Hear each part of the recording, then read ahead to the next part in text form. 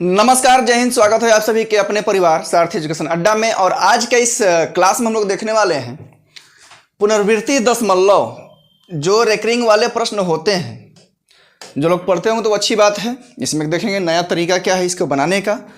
और साथ ही मैं आप लोगों को बता दूं कि इससे से जुड़ी ही नहीं, बल्कि ये ऐसे प्रश्न जो हैं ये पूरे एग्जाम्स में आते हैं। यहाँ तक कि HSL CGL के मेंस तक में ऐसे प्रश्न दिया हुआ है। ये सभी जो प्रश्न हैं इस प्रकार से, ये सभी मेंस और प्री दोनों में दिए रहते हैं। तो चलिए देखेंगे इसके तरीके क्या हैं। सबसे पहले तो इसके कुछ कंसेप्ट समझने पड़ेंगे ताकि वो सारी चीज़ें समझ में आ जाए। ठीक है, तो पहले थोड़ी सी इन बातों को ध्यान में रखते हुए पहले सीखते हैं कि कैसे क्या किया जाता है। देखिए, ये रेकरिंग वाले जो प्रश्न होते हैं, रेकरिंग का मतलब क्या होता है कि जब किसी संख्या को बार बार एक ही संख्या को दोहराई जाए, या दो संख्याओं यानी कि 2 अंकों को दोहराई जाए, या 3 अंकों को बार बार दोहराई जाए, है ना। जैसे मान चलिए कि दशमलव के पहले कोई नंबर हो या ना हो, कोई दिक्कत नहीं है। दशमलव के बाद अगर कोई संख्या अगर आ रही है, ये बार बार दोहरा रहा है, या इसको हम लोग इसको इस प्रकार से भी लिख सकते हैं, क्योंकि ये जो ऊपर में बार लगा हुआ है इसका मतलब होता है रेकरिंग। रेकरिंग का मतलब होता है पुनर्वृत्ति, ठीक है ना, जो बार बार आए।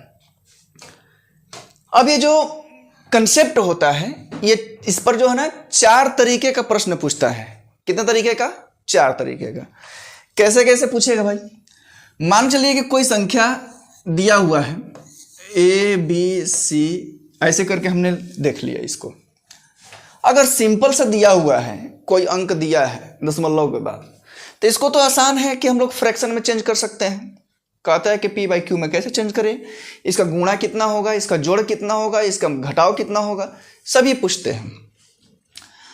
दूसरा कंडीशन, पहला कंडीशन तो भाई ये हो गया, ये तो सबको आ जाएगा, है ना। ABC यहां पर जो है तीनों संख्याओं के ऊपर में रेकरिंग दे देगा, ठीक है। इसके बाद जो है 2 संख्याओं के ऊपर में रेकरिंग दे देगा। इसके बाद क्या है भाई कि एक संख्या के ऊपर में रेकरिंग दे देगा। तो यहां पर अगर हम लोग थोड़ा सा इसको एक्सपेंड करें, ठीक है, अगर थोड़ा सा एक्सपेंड करके सीखें तो यहां पर ABC अगर ये तीनों के ऊपर में दिया है रेकरिंग, अगर तीनों डिजिट के ऊपर में या जितने डिजिट के ऊपर में अगर रेकरिंग दिया है, इसका मतलब कि उतने ही अंकों को बार बार लिख रहा है। कहां तक लिख रहा है भाई? अनंत तक लिख रहा है ना। अब यहां पर जो है A तो A हो गया, क्योंकि यहां पर 2 संख्याओं के ऊपर में है, तो सिर्फ B और C, B और C, B और C को ही बार बार लिख रहा है। सिर्फ और सिर्फ 2 संख्याओं का पुनर्वृत्ति कर रहा है। और यहां पर अगर एक संख्या के ऊपर दिया है, तो इसका मतलब क्या है भाई कि सिर्फ एक संख्या को ही बार बार लिख रहा है। ऐसा कंडीशन कब होता है कि जब किसी संख्या में अगर हम लोग प्राइम नंबर से भाग देते हैं, तो जब भाग देते हैं, ठीक है, सपोज कि अगर 11/3 अगर हमने लिखा है, तो ये क्या है? प्राइम नंबर है ना। बात समझ में आ रही है? अगर हम लोग इसको भाग दें तो ये पॉइंट में आ करके और बार बार संख्या को रिपीट करने लगेगा। तो अगर आपको अगर इस प्रकार से दिया रहा है, फ्रैक्शन में दिया रहा है, तो इसको तो भाग करके हम लोग डेसिमल में ला सकते हैं। अगर डेसिमल में दिया है तो इसको लाने में थोड़ी सी समस्या होती है। अगर आप लोगों ने एकेडमिक में 7th 8th में पढ़ा होगा, ठीक है, तो ये कंडीशंस जो है थोड़ी सी लंबी पड़ जाती हैं, लेकिन उतना लंबा हम लोग इसमें नहीं देखने जाएंगे। इसमें देखेंगे हम लोग बहुत छोटा सा तरीका। अब छोटे से तरीका को भाई आपको 2 लाइन में याद रखना है। बात समझ में आ रहा है? 2 लाइन में याद रखना है।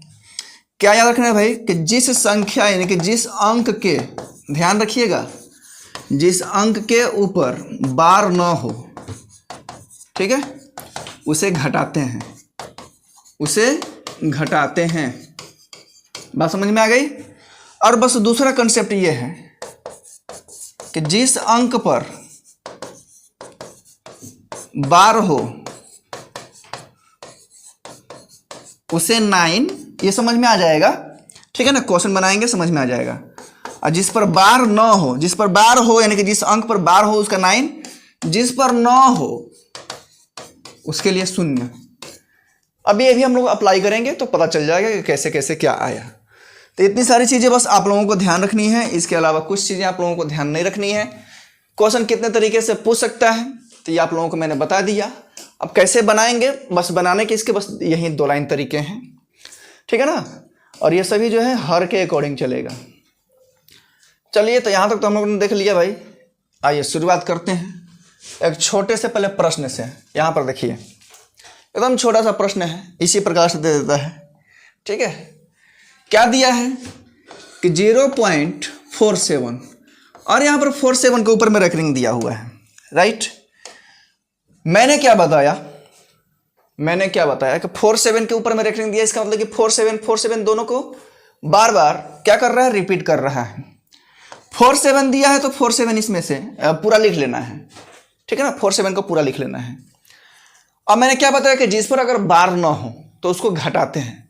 तो 0 पर बार नहीं है, इसमें से बार को मतलब कि 0 को घटाएंगे। 0 पर बार नहीं है, बात समझ में आ रहा ना। तो जब 0 पर बार नहीं है और 0 को इसमें से घटाएंगे तो 47 ही होगा। मैंने क्या बताया कि जो नीचे लिखना है, हर जो लिखना है, हर के अकॉर्डिंग जितने संख्या के ऊपर में आप लोगों का बार रहेगा उतने 9, जितने संख्या के ऊपर में बार रहेगा उतने ही हर में 9 लिखना है। और जिसके ऊपर बार नहीं रहेगा उसके बदले में नीचे 0 लिखना है। लेकिन एक चीज ध्यान रखिएगा कि जब हम लोग हर का कैलकुलेशन करेंगे, ठीक है ना, नीचे जब हम लोगों को हर लिखना रहेगा, इस बात की ध्यान दीजिएगा। तो दशमलव के बाद वाली संख्या के अनुसार हर कैसे लिखना है, हर हमें कैसे लिखना है, दशमलव के बाद वाली संख्या के अनुसार, पहले वाली संख्या के अनुसार नहीं। बात समझ में आ गई। 1-2 क्वेश्चन और लगेंगे, समझ में आ जाएंगे। अब मान के चलिए कि इसी को अगर हम लोग लिखें 0.47 और ओनली 47 यानी कि 7 के ऊपर में हमने क्या लगा दिया भाई, बार लगा दिया। इसका आंसर इससे भिन्न हो जाएगा। कितना आएगा, ध्यान दीजिए। जितना दिया है ना उतना तो लिख लेना है आपको, आपने पूरा लिख लिया, क्लियर। अब इसमें से हमें क्या करना है भाई, जिसके ऊपर में नहीं है, बार नहीं है, उसको घटाना है। आप कहेंगे कि यहाँ पर 40 नहीं घटाएंगे क्योंकि 0 भी तो नहीं है। 4 को पहले तो घटाएंगे, फिर इसके बाद में 0 घटा लीजिए, कोई दिक्कत नहीं है। बात समझ में आया? क्लियर हो रहा है? जहाँ कहीं भी दिक्कत हो तो आप लोग भाई कमेंट करके बता सकते हैं। साथ ही अगर आप लोगों को क्लास अच्छी लग रही हो, समझ में आ रहा हो, तो आपको क्या करना है, आपको पता है। नीचे जो लिखना है हमें, एक संख्या के ऊपर में 9 है, क्योंकि मैंने क्या बताया, दशमलव के बाद वाली संख्याओं के अनुसार। तो एक संख्या के ऊपर में 7 के ऊपर में बार है तो उसके लिए 9, और जिसके ऊपर बार नहीं है उसके लिए क्या भैया, 0। इसको इसमें से घटाएंगे, एग्जैक्ट आंसर आप लोगों का यही होगा। आप लोग डिवाइड करके देख सकते हैं। समझ में आया? चलिए अगले प्रश्न की ओर चलते हैं। यहां पर कह रहा है कि दोनों का अंतर बताइए, है ना। एकदम सिंपल सा है, कोई दिक्कत नहीं है। अंतर बताना हो तो हमें बस इतना ही लिखना है, ठीक है। 7-6 मतलब 7-6 को बार बार लिख रहा है, 7-6-7 ऐसे करके। 2 पॉइंट क्या दिया भाई, 3, यानी कि 3 बार बार है। इसको सिंपली ऐसे घटा सकते हैं, इसमें कोई बड़ी बात नहीं है, ठीक है। और यहाँ पर ये बार लग जाएगा, क्लियर। चलिए आगे ध्यान दीजिए। अब यहाँ पर करके इसका मान क्या होगा, क्या दिया है भाई, क्या दिया है 0.57, है ना। और ओनली 7 के ऊपर बार है। तो मैंने क्या बताया कि पूरी संख्याओं को आपको लिख लेना है। आपने पूरी संख्या लिख लिया। पूरी संख्या लिखने के बाद जिसके ऊपर अगर बार ना हो उसको घटाएंगे, घटा लिए।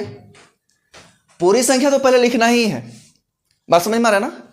पूरी संख्या आपको लिखनी है और जिस संख्या के ऊपर में बार ना हो उसको घटाना है, ठीक है। अब ध्यान दीजिए, जिस संख्या के ऊपर में बार है उसके लिए 9, जिसके ऊपर नहीं है उसके लिए 0 लिखना है। और ये हो जाएगा आपका 52/90, 26 दूनी का 52, 45 दूनी का 90। कटा सकते हैं, कटा कर छोटा कर लेंगे, कोई दिक्कत नहीं होगी। Option number 3। उम्मीद कर रहा हूं कि आप लोगों को ये क्लियर हो गया होगा या क्लियर हो रहा होगा। आगे और भी प्रश्न हैं और भी देखेंगे, ठीक है। चलो ध्यान दो, यहाँ पर दशमलव के पहले भी संख्या आया हुआ है, तो इसको हम लोग 2 तरीके से बना सकते हैं। आइए दोनों तरीके सीखते हैं। पहले तो जो हमने अभी तक तरीका सीखा है उस पर देखेंगे। पूरी संख्याओं को आप लिख लीजिए। ये संख्याएं हैं आपके जो दी हुई हैं। कितने के ऊपर बार नहीं है भाई? तो 28 के ऊपर नहीं है तो 28 इसमें से माइनस कर दीजिए। बाकी कितने के ऊपर बार है? 3 संख्या के ऊपर, तो 3 × 9, और 8 के ऊपर बार नहीं है तो 1 0 लगेगा यहाँ। बात समझ में आ गई? बात समझ में आ गई? अब यहाँ पर इसमें से इसको घटा लीजिए। 2 8 7 ये हो जाएगा भैया 4 0, नीचे में 9 9 0, 999 है ना? हाँ, 1 0 से 1 0 कट जाएगा। 9 दूनी 18, ठीक है, 4। तो इसमें से आप लोग देख लीजिएगा, कटने लायक हो तो कटा दीजिएगा, नहीं कटने के लायक हो तो आप लोग ला सकते हैं, ठीक है ना? देख लीजिएगा एक बार ध्यान से। दूसरा तरीका ये है, देखिए दशमलव की जो पहले संख्याएं होती है ना, इसको हम लोग पूर्णांक में लिख देते हैं। दोनों का आंसर सेम आएगा, बस एक तरीका अलग अलग है इसका। तो जो संख्या दशमलव के इधर रहेगा यानी कि LHS साइड में रहेगा, उसको लिखना है क्या भैया? आपको पूर्णांक में लिख लेना है। जितनी भी संख्याएं दी हुई, अगर यहाँ पर मान लो कि 22 दिया होता तो हम लोग यहाँ पर 22 लिखते हैं। बाकी की जो संख्याएं दी हुई है 8 7 6 8, ठीक है, और जिस पर रेकरिंग नहीं है सिर्फ 8 पर, क्योंकि इसको तो हमने पूर्णांक में लिख लिया है। और यहाँ पर क्या लिखेंगे भाई? 999 दोनों का आंसर सेम टू सेम आएगा। यू कैन कैलकुलेट इट, ठीक है। अच्छा, वहां पर जो है 28 है ना जी, तो यहाँ पर 28 लिख देंगे, क्योंकि जितने संख्याओं के ऊपर में नहीं रहेगा उसको लिखना है ना, ठीक। तो इसको आप लोग कटा करके छोटा करके देख सकते हैं। बस ये 2 तरीके थे इसके कि अगर दशमलव के LHS में कोई संख्या हो तो उसको कैसे कर सकते हैं। यहाँ पर ध्यान दीजिए, लास्ट में एक और अच्छा सा क्वेश्चन मैं बताऊंगा जो कि फटाक से इसमें आप लोग आंसर ला सकते हैं। क्या दिया है? देखिए, इसको 11 बटे में क्या लिख सकते हैं भाई? 99, प्लस इसको 22 बटे में 99। अब दोनों को गुणा करना है किससे भैया? 3 से करना है ना? दोनों को गुणा करना है किससे? 3 से। इतना तो लिख सकते हैं ना इसको, अकॉर्डिंग टू द क्वेश्चन। इसको हम लोग 1 बटा में 9, इसको 2 बटे में 9, इंटू 3 चल रहा है बाद में। इसको जब गुणा करेंगे तो 3 बटे में 9 हो जाएगा, जब से कैलकुलेशन करेंगे तो बटा पर का जोड़। और इससे ये कितना आंसर आएगा भैया? इसका 1 आएगा। तो ऐसे ही क्वेश्चन पूछता है, ये मेंस का प्रश्न है ये वाला, ठीक है ना? ये मेंस का प्रश्न है। अब कह रहा है कि को भिन्न में बदला जाए तो परिणाम क्या होगा, ऐसे ही पूछता है। क्या कह रहा है कि 0.090909। अब आपको रेकरिंग ना करके इस प्रकार से दे दिया, ठीक है। यहाँ पर एक चीज और सीख लीजिए कि 0.09 जो दिया हुआ है, 09 को बार बार रिपीट कर रहे हैं, तो इसको इस प्रकार से लिख सकते हैं, है ना? एक और होता है तरीका इसका लिखने का, इस पर हम लोग ऊपर में छोटे छोटे बिंदु लगा सकते हैं। दोनों पर बिंदु लगा हुआ है, इसका मतलब है कि दोनों को रिपीट कर रहा है। अगर एक संख्या यानी कि एक अंक पर अगर बिंदु लगा होता, यानी कि एक संख्या को ही बार बार रिपीट कर रहा है। बस इसके यही कंसेप्ट हैं। तो इसको लिखेंगे तो भैया कितना हो जाएगा? 9 बटे में 99, है ना? ये तो 9 है तो सिर्फ 9 लिख लिए। अब दोनों संख्या के ऊपर में रेकरिंग, तो 2 × 9, 1 बटा में क्या हो जाएगा? 11, यानी कि 11 × 9 = 99। देखिए अब आगे किस प्रकार का प्रश्न पूछता है, फटाफट कैसे पूछता है। कह देगा कि 4.9 के ऊपर में रेकरिंग दिया है, ठीक है। या अगर हम लोग मान लीजिए यहाँ से 0.9 के ऊपर में रेकरिंग दिया है, ठीक है ना। 1.9 के ऊपर में रेकरिंग, 2.9 के ऊपर में रेकरिंग, 3.9 के ऊपर में रेकरिंग, ऐसे भी प्रश्न पूछता है। कहता कि इसका आंसर क्या होगा? इसका आंसर जो होता है ना, कंप्लीट हो जाता है next number, completely next number. Next number का मतलब क्या होता है? अगर आपने स्केल पर देखा होगा तो 4.9 के बाद क्या होता है? 5 आता है। 3.9 के बाद क्या आता है? 4 आता है। तो ये कंप्लीटली नेक्स्ट नंबर में चेंज हो जाता है। कैसे होगा वो अभी आपको मैं करके दिखाऊंगा। इसका कितना हो जाएगा भैया 2 हो जाएगा, इसका कितना हो जाएगा 5 हो जाएगा। समझ में आया? 13 पॉइंट अगर 9 के ऊपर में रेकरिंग दिया है, इसका मतलब क्या हो जाएगा 14 हो जाएगा। तो ध्यान से समझ लीजिए ऐसे प्रश्न को। हम यहाँ पर 3.9 को ही लेकर के बना ले रहे हैं। ठीक, यहाँ पर जो है हमने 39 को लिख लिया, जिसके ऊपर रेकरिंग नहीं है उसको घटा लिए, और एक संख्या के ऊपर में है तो एक ही 9 रखेंगे ना। बात समझ में आया? ये हो गया 36, नीचे में 9, 9 चौका 36। ये कंप्लीटली राउंड ऑफ हो जाता है नेक्स्ट नंबर में। तो उम्मीद करता हूं कि यहां तक ये सारी चीजें समझ में आ गई होंगी। ठीक है, या तो इसको हम लोग दूसरे तरीके से भी बना सकते हैं, 9/9 है ना। और यहां पर क्या होता है 9 × 27 9 क्या हो जाएगा 36/9। इस प्रकार से हम लोग कर सकते हैं। बात समझ में आ गई? क्लियर हुआ?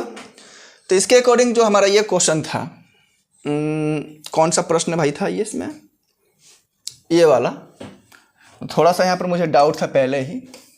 ठीक है, यहाँ पर कंप्लीटली पूरे नंबर को नहीं घटाना है। यहाँ पर जो है हमने 2 को तो यहाँ पर लिख दिया है, बचा कितना सिर्फ और 8, इसी को घटाना है, तब जाकर के सही हो जाएगा। उम्मीद करता हूँ कि आपकी सारी चीज़ें ये जो है ना क्लियर हो गई होंगी। बाकी अगर कहीं दिक्कत हो रहा होगा तो एक बार से समझने की कोशिश कीजिएगा, कमेंट करके बताइएगा क्लास कैसी लगी आज की क्लास। ठीक है, फिर मिलेंगे आप लोगों से नेक्स्ट क्लास में ऐसे ही बहुत ही अच्छे अच्छे टॉपिक्स के साथ, जिसमें ट्रिक्स काम कर सके। और साथ ही मैं आप लोगों के लिए बहुत जल्दी ही मैथ सीरीज स्टार्ट करने वाला हूँ, जिसमें आप लोगों के प्रीवियस ईयर क्वेश्चंस और ये सारी चीज़ें करा सकूँ। फिर मिलेंगे आप लोगों से नेक्स्ट वीडियो में, तब तक के लिए जय हिंद।